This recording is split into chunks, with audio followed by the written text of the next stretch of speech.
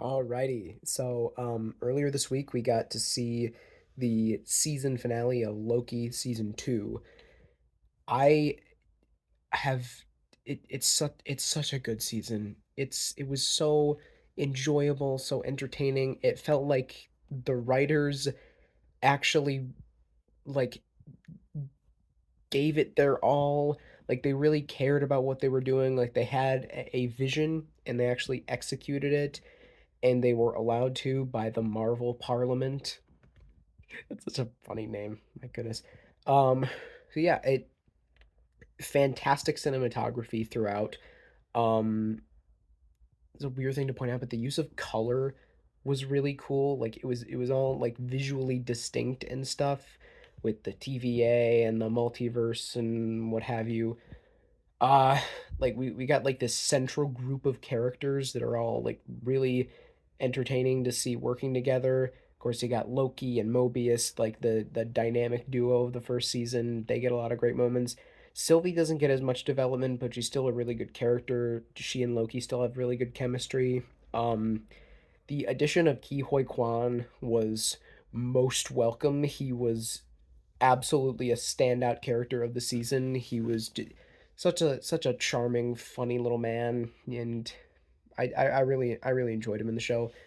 One that I wasn't crazy about in the first season was B-15, because like throughout most of that first season, she was just kind of this strict, like the TVA is law, and I don't know. She was a good character. It just wasn't. It just didn't make for the most entertaining one. And here, she got to kind of break free of those like TVA binds, and she did a little bit in the first season too, but here she really did.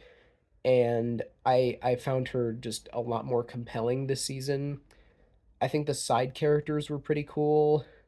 Um, some of them were just kind of thrown away after the first few episodes. I mean, some of them died, but whatever. Um, so we got to see another variant of Kang, and that was pretty cool. Jonathan Majors, regardless of anything he may or may not have done, um, he remains a fantastic actor, and like just I'm really trying to completely separate the art from the artist at this point, and he's so incredibly committed to his craft. um he's been able to play like these three completely different versions of kind of the same character with like three distinct personalities across multiple projects. uh you get He Who Remains, who's kind of just this goofy, aloof sort of character. The Kang from Quantumania, who he was easily the best part of that movie. The rest of it is really bad, but and then here you get Timely, who's just he's just kind of fun. He's enjoyable. Um, I wish they'd done a bit more with Ravonna Renslayer, especially in the finale, but she was also pretty good. Um, they kind of like it alluded to what happens to her, and it's like, okay, yeah, sure, I guess. But that was really the only thing I found lacking about this finale. Otherwise, it was a really good conclusion to the series. Yep, I assume the series. I don't think they're gonna make a season three, because this final episode of the season was titled the same as the first episode of the entire show. I assume that means that we're done with Loki. Also, Tom Hiddleston has confirmed that he's done with Loki, which, you know what, that I think is I think that's fine, because he had such a satisfying conclusion to his character, one that I absolutely did not see coming, because he's just running around in the first part of the episode, and it's really fun to see him doing all this stuff, but it's also like, what is he going to do about this? Because like there's so many ways in which this could go so poorly, and then he just pulls this huge dramatic move, and it's like I I just didn't expect it, and it was really cool to see. So yeah, really, really enjoyed this season of Loki. I'm not gonna say Marvel's back because I know they're not. And if anything, this really good project that they happened to put out was kind of a fluke because depending on where things go with Jonathan Majors, and where things go with Kang, this might not end up mattering at all. You know? Like, so who knows? And if Tom Hiddleston is done, then what is going to come of this? But quite frankly, the MCU has overloaded their content with trying to set up more content. So, I really just kind of want to focus on this one thing for right now.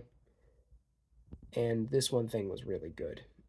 And, if they can keep making stuff like this, keep at it, Marvel. Keep at it. Hire the Loki writers to do everything. Just do that. You lost James Gunn, so can't get him back to do everything, but just get the Loki writers to do everything, or just get the Russo brothers back to do everything. Because for as there were a couple problems with what had happened before the Russo brothers, and they fixed it all. So yeah, um, I don't know. Hire the Loki writers to do everything. Really good season. I'd give it like a 9 out of 10 probably. Good stuff. Very good stuff. I haven't seen the Marvels yet. I will eventually. And is What If season 2 coming out this year? Because I heard that it was December 2023. We have gotten absolutely nothing for it. So, yeah. Will I watch it is the question. I probably will. The appeal of What If the first season was watching it like week to week and figuring out, oh, what's the new idea going to be this time? Except they told us what the new ideas were going to be already, but I'm going to try to forget those because I don't remember them anyway. Yeah.